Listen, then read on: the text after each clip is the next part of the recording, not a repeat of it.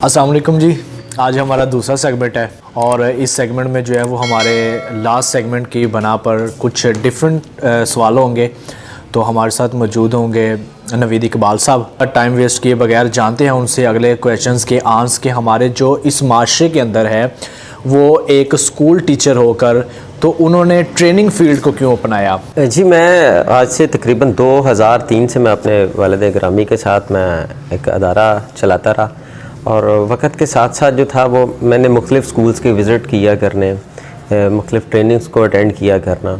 और फिर ये था कि अगर देखा जाए जो आपने सवाल किया कि मैं ट्रेनिंग फील्ड में कैसे आया, और मुझे ट्रेनर बनाने वाला मेरा अपना अदारा था। अगर उसमें मैंने कुछ भी काम करना वो अपने हाथों से मैं किया करता था। अगर स्कूल में कोई फंक्शन आ जाता था तो इंटीरियर का काम मैंने खुद किया करना। अगर उसमें कोई प्लांटेशन के कोई ऐसे कोई सेगमेंट आता था तो वो मैं खुद किया करता था, अपने हाथों से किया करता था।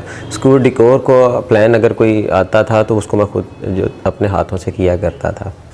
क्योंकि ये मुझे अपने स्कूल से ये चीज़ जो है ये मुझे मिली। और बचपन में चूँकि मैं अपने स्कूल लाइफ में ही मैं डिबेट किया करता था और अल्हम्दुलिल्लाह मैं सन 97 में मैंने डिवीज़न लेवल पे मैंने टॉप भी किया। और ये था कि कुछ गॉड गिफ्टेड भी कॉन्फिडेंस है घर से भी। और अगर देखा जाए तो सर मुझे स्कूल और उसके बाद मेरी वालदा ने मुझे जो था वो घर से ही मुझे कॉन्फिडेंस मिला। अच्छा सर, मेरा आपसे दूसरा सवाल कुछ यूँ है कि कासिम अली शाह साहब जिनकी तारीफ़ जो है वो मेरे जैसा नादान बंदा या नाचीज़ बंदा तो कर ही नहीं सकता ना। आपका कासिम अली शाह साहब के साथ जो है वो काफ़ी मिलना है, उठना है, बैठना है, तो ये आपकी पहली मुलाकात और उसके बाद इस तरह साथ चलना और आज तक अल्हम्दुलिल्लाह बहुत अच्छी आपकी जो है वो एक दोस्ती भी जानी जाती है। तो इसके पीछे जो है वो पसे पर्दा क्या चीज़ है जो इस आवाम के सामने आना बहुत ज़रूरी है, उसके ऊपर जो थोड़ी बात कीजिएगा ताकि हमारी जो है वो नौजवान नस्ल के अंदर ये रुझान बढ़े कि वो भी इस तरह अदबी महफ़िलों को देखें, सुने और उनको समझने की कोशिश करें। ये कासिम अली शाह साहब के साथ मेरी जो पहली मुलाकात हुई थी वो उकाड़ा में एक मेरा प्रोजेक्ट था एक निजी स्कूल के अंदर। और वो इतना मेगा प्रोग्राम था कि उसके अंदर कासिम अली शाह साहब को उन्होंने मदऊ किया हुआ था। और कासिम अली शाह साहब ने जब वो उस प्रोजेक्ट का विज़िट किया, वो उस एग्ज़िबिशन को देखा उन्होंने, और वो इतने इंस्पायर हुए और उन्होंने स्कूल ऑनर से बाकायदा ये बात की कि ये इस प्रोजेक्ट के पीछे एडवाइज़र कौन है। तो मैं साथ में ही खड़ा था तो उन्होंने कहा जी ये नवीद इकबाल साहब हैं, ये इनका काम है। और जब कासिम अली शाह साहब ने मेरे साथ मुलाकात की और एक जो ऑथेंटिक टीचर होता है ना, उन्होंने वो रोल प्ले किया, एक इल्म की प्यास देने वाला उन्होंने काम किया।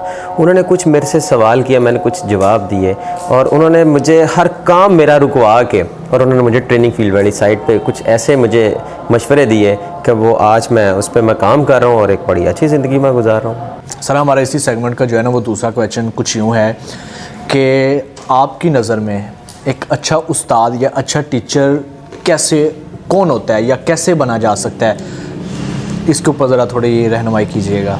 सबसे पहले जी मैं ये कहना चाहूँगा कि एक जो अच्छा टीचर है वो जब भी क्लास में आता है तो उसकी कम से कम उसके बच्चों के साथ जो फर्स्ट अट्रैक्शन होती है वो बेटर होनी चाहिए।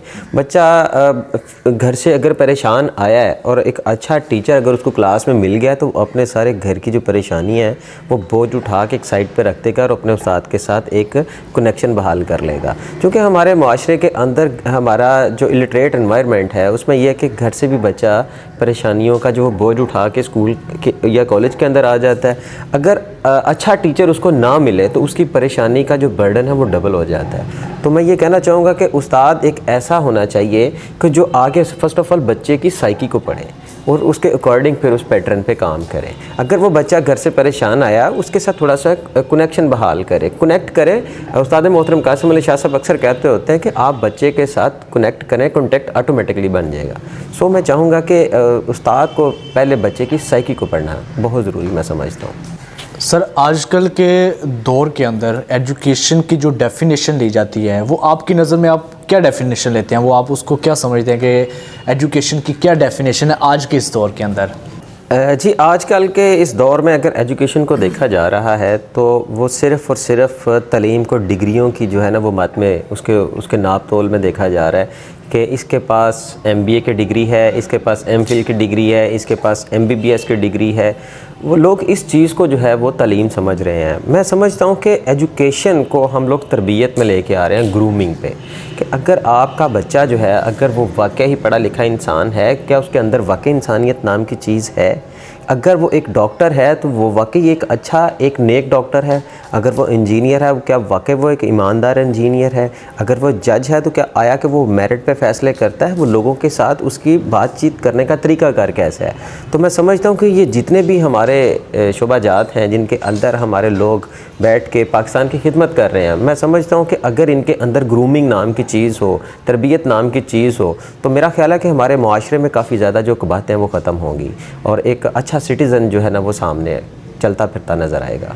तो मैं चाहूँगा कि आपके इस सवाल का जवाब यही है कि हमारे माशरे के अंदर सिर्फ़ और सिर्फ अगर ग्रूमिंग नाम का पौधा लग जाए तो आने वाले वक्त के अंदर बहुत तनावर दरख्त पैदा होंगे। जी बिल्कुल नाज़रीन, ये था हमारा दूसरा सेगमेंट, जैसे कि नवीद इकबाल साहब बात कर रहे थे और माशाल्लाह बहुत ही अच्छी उन्होंने बात की। तो हमारे इस माशरे को इन चीज़ों की बहुत ज़रूरत है, तो हमारी कोशिश होगी कि इस तरह के जो टॉपिक हैं उनको और ज़्यादा रेज़ किया जाए और ज़्यादा आपके जो क्वेश्चंस लिए जाएं। आप हमारी इस वीडियो को देख के इसके ऊपर कमेंट करें ताकि हम जो है वो आपके कमेंट को देखें और उनका जो है वो आगे आपको जवाब दिया जाए। तो आज का जो प्रोग्राम है ये इख्तिताम पज़ीर होता है, तो इजाज़त दीजिएगा। अल्लाह हाफ़िज़।